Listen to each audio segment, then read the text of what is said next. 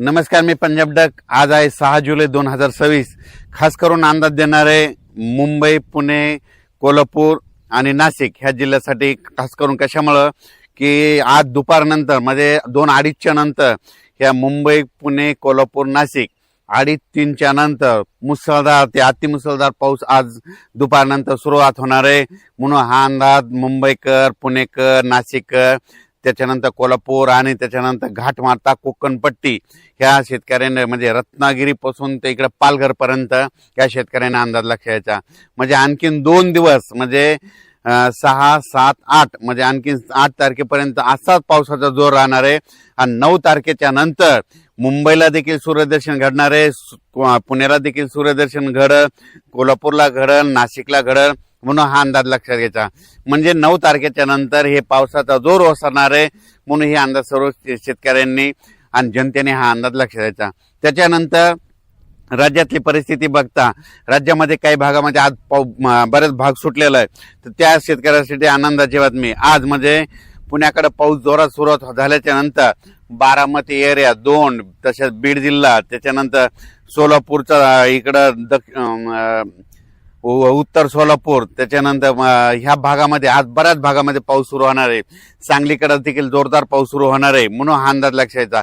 फक्त सोलापूर जिल्ह्याचा म्हणजे दक्षिण भाग थोडा राहील, आजच्या थोडा कमी राहील, पण त्याच्यात दक्षिण सोलापूरला उद्याच्याला पाऊस पडेल आणि त्यांच्या देखील पेरण्या होतील, ही अंदाज लक्षायचा। त्याच्यानंतर लातूर जिल्हा, बीड जिल्हा, परभणी जिल्हा, जालना जिल्हा, अहिल्यानगर आज दुपारनंतर 2:30च्या नंतर इकडे देखील बऱ्याच भागामध्ये पाऊस सुरू होणार आहे। म्हणून हा अंदाज लक्षायचा। आणखीन 2 दिवस म्हणजे मराठवाड्यात देखील पाऊस असणार आहे। म्हणून मराठवाड्यातल्या शेतकऱ्यांनी हा अंदाज लक्षात घ्यायचा। म्हणजे मराठवाड्यामध्ये सांगायचं झालं तर लातूर जिल्हा, धाराशिव जिल्हा, बीड जिल्हा, परभणी जिल्हा, जालना जिल्हा, संभाजीनगर, हिंगोली जिल्हा, नांदेड जिल्हा, मराठवाड्यात देखील आज दुपारच्या नंतर चांगला जोराचा पाऊस सुरुवात होईल। आणि 2 दिवस म्हणजे आज 6, 7 आणि 8 म्हणजे आणखीन 3 म्हणजे आजचा 1, उद्या 3 दिवस 8 तारखेच्या नंतर मराठवाड्यातले देखील पावसाचा जोर उसरणार आहे। 9 तारखेला मराठवाड्यात चांगलं सूर्यदर्शन घडणार आहे। म्हणून हा अंदाज मराठवाड्यातल्या शेतकऱ्यांना लक्षायचा। ज्यांची कोणाची पेरणी राहिली असेल, जर जमिनीत ओल असेल तर तुम्ही तुमच्या पेरणीचा निर्णय घेऊ शकता। त्याच्यानंतर सांगायचं झालं तर विदर्भाकडे पूर्व विदर्भाकडे आजच म्हणजे वर्धा, नागपूर, भंडारा, गोंदिया, चंद्रपूर, यवतमाळ तिकडे आज देखील पाऊस सुरू आहे।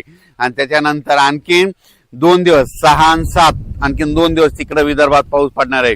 पूर्व विदर्भ आणि पश्चिम विदर्भ म्हणजे अमरावती, बुलढाणा, अकोला, वाशिम, हिंगोली या परिसरामध्ये आणखीन 2 दिवस म्हणजे 6, 7 पर्यंत 8 पर्यंत पाऊस येणार आहे। 8 तारखेला चांगलं दुपारनंतर सूर्यदर्शन घडणार आहे। म्हणून विदर्भातल्या शेतकऱ्यांनी हा अंदाज लक्षात घ्यायचा। विदर्भातल्या शेतकऱ्याची कोणाची पेरणी असं तर तुम्ही काय करायचं, 8 तारखेला तुमच्याकडे सूर्यदर्शन घडलं आणि त्यानंतर वापसा झाल्याच्या नंतर तुम्ही तुमच्या पेरणीचा निर्णय घेऊ शकता। त्याच्यानंतर सांगायचं उत्तर महाराष्ट्र, नंदुरबार जिल्हा, धुळे जिल्हा काही भाग आणखीन सुटलेला आहे। पण नंदुरबार, धुळे, जळगाव आणि नाशिकचा काही भाग म्हणजे पट्टा, त्याच्यानंतर इकडे श्रीरामपूर, अहिल्यानगरचा काही भाग वंचित आहे। तर त्या भागामध्ये आज दुपारच्या नंतर 2:30च्या नंतर तिकडे देखील पावसाला सुरुवात होईल आणि त्या भागात पाऊस पडेल आणि त्यांच्या देखील पेरण्या लागू होतील। म्हणून हे अंदाज लक्षात घ्यायचा। म्हणजे आणखीन उत्तर महाराष्ट्राकडे म्हणजे 6-8 तारखेपर्यंत उत्तर महाराष्ट्राकडे पाऊस असणार आहे। नाशिक जिल्हा, नंदुरबार जिल्हा, धुळे जिल्हा, जळगाव जिल्हा, मुंबईपर्यंत आणि 9 तारखेला मुंबईला देखील सूर्यदर्शन घडणार आहे। म्हणून हे अंदाज सर्व शेतकऱ्यांना लक्षात घ्यायचा। कोल्हापूरच्या पंचगंगाची पातळी जवळपास 27-28 फुटापर्यंत गेली आणि 39, 40, 41 गेली की धोक्याची पातळी असतील। 42ला मात्र सगळ्या कोल्हापूर, सांगलीकडे पाणी पसरतं। पण तुम्हाला सांगू इच्छितो की तिकडे देखील घाटमाथ्यावर आणखीन 3 दिवसात पावसाचा जोर असल्यामुळं तिकडे जवळपास माझं तर म्हणणं आहे 35 फुटापर्यंत पातळी जाईल। धोक्याच्या बाहेर काही जाणार नाही, कारण की 35-36 फुटापर्यंत पातळी गेल्याच्या नंतर म्हणजे ते पाणी एवढं शिरत नाही शहरामध्ये।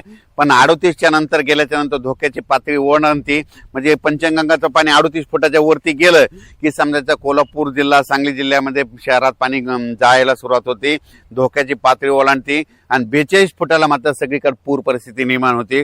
पण काय होणार आहे, आणखीन 2 दिवस तिकडे घाटमाता परिसर पाऊस पडणार आहे, कोयना धरणात पडणार आहे। त्याच्यामुळे 35-36 पर्यंत पातळी जाऊ शकते। म्हणून त्यांनी नदीकाठच्या लोकांनी पंचगंगाच्या सतर्क करावे। त्याच्यानंतर उजनी धरणासाठी शेतकऱ्यासाठी आनंदाची बातमी. उजनी धरणाकडे जवळपास 7.5 ते 8 हजार क्युसेसनं पाणी येत असल्यामुळे उजनी धरणात देखील टीएमसी मध्ये वाढ होणार आहे, म्हणून उजनी धरणातल्या शेतकऱ्यासाठी आनंदाची बातमी. त्याच्यानंतर निळवंडी धरण, भंडार धरण या धरणात देखील पाण्याची साठे वाढत झाली, त्यांची टक्केवारी अजून आलेली नाही, त्याचा व्हिडिओमध्ये उद्या दिला जाईल. त्याच्यानंतर गोदावरी नदीला इकडं पूर आलेला आहे, इकडं पुण्याकडे देखील पूर आलेला आहे, म्हणून नदीकाठच्या लोकांनी सतर्क राहावे. मी पहिल्यांदाच म्हणत होतो ना, नदीकाठच्या लोकांनी आपण आपल्या पाईपलाईनची काळजी घ्यावी. राज्यात मात्र आणखीन 3 दिवस म्हणजे 6, 7 आणि 8 3 दिवस पावसाळी वातावरण आहे. त्याच्यानंतर 9 तारखेच्या नंतर सूर्यदर्शन होणार आहे. 9 तारखे आता 8 तारखेला विदर्भात सूर्यदर्शन होईल, 9ला थोडं मराठवाड्याकडे होईल आणि मुंबईकडे देखील 9ला होईल, म्हणून मुंबईच्या जनतेने आणखीन 2-3 दिवस म्हणजे 6, 7 आणि 8 तारखे 3 दिवस पाऊस राहणार आहे, म्हणून तुम्ही तुमची काळजी घ्यायची. पुणेकरांनी काळजी घ्यायची, नाशिकवाल्यांनी काळजी घ्यायची, कोल्हापूरकडल्या जनतेने देखील काळजी घ्यायची, त्याच्यानंतर सातारा परिसरातल्या शेतकऱ्यांनी देखील काळजी घ्यायची. तसेच बीड जिल्ह्यामध्ये कडाष्टी या भागात, त्याच्यानंतर अहिल्यानगरमध्ये बऱ्याच भागात पाऊस पडलेला नाही. आज दुपारनंतर बीड जिल्ह्यात देखील पाऊस येणार आहे. कडाष्टी, त्याच्यानंतर कर्जत, जामखेड, तिकडे बारामती त्या परिसरात येणार आहे, इकडे राऊरकडे येणार आहे, सिंगणापूरकडे येणार आहे, पैठणकडे येणार आहे, श्रीरामपूर येणार आहे, त्याच्यानंतर वैजापूर, गंगापूर ह्या परिसरात देखील आज बऱ्याच भागावर पाऊस सुरू होणार आहे, म्हणून त्यांच्यासाठी आनंदाची बातमी, बीड जिल्ह्यासाठी आनंदाची बातमी, म्हणून हे अंदाज लक्षाचा. हे आता 8 तारखेपर्यंत पाऊस राहणार आहे. त्याच्यानंतर वातावरण पुन्हा लगेच 14च्या नंतर पुन्हा एकदा राज्यात वातावरण बदलणार आहे. 4-5 दिवस तुम्हाला थोडी विश्रांती देईल पाऊस, पण 14 जुलैच्या नंतर परत एकदा पावसाचं वातावरण तयार होईल, म्हणून हे अंदाज लक्षाचा. त्याचा व्हिडिओ नंतर दिला जाईल. तसेच नाशिकच्या शेतकऱ्याच्या, नदीकाठच्या शेतकऱ्या, बऱ्याच शेतकऱ्याच्या शेतामध्ये पाणी गेलेलं आहे.